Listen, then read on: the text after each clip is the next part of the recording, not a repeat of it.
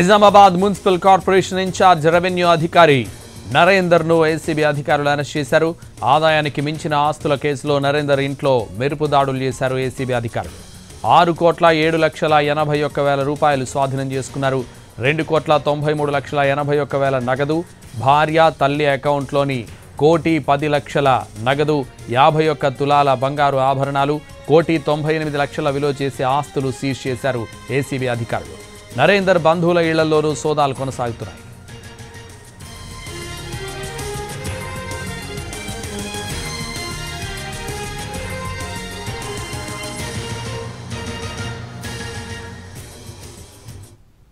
అక్రమ ఆస్తులు ఉన్నట్టుగా సమాచారం అందింది.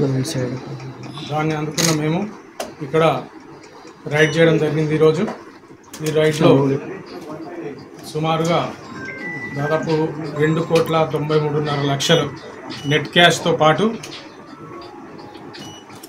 51 తులాల బంగారము మరియు దాదాపుగా 2 కోట్లకు సంబంధించిన ప్రాపర్టీసు, అది కాకుండా 1,10,00,000కు సంబంధించిన బ్యాంక్ డిపాజిట్స్ను అక్రమ ఆస్తులు ఉన్నట్టు. Nizamabad municipal corporation in-charge revenue అధికారి నరేందర్ను ఏసీబీ అధికారులు అరెస్ట్ చేశారు. ఆదాయానికి మించిన ఆస్తుల కేసులో నరేందర్ ఇంట్లో మెరుపు దాడులు చేశారు ఏసీబీ అధికారులు. 6,07,81,000 రూపాయలు స్వాధీనం చేసుకున్నారు. ఇదే విషయానికి సంబంధించి మరింత సమాచారం మా ప్రతినిధి బాలకుమార్ ఫోన్ లైన్లో అందిస్తారు. బాలకుమార్.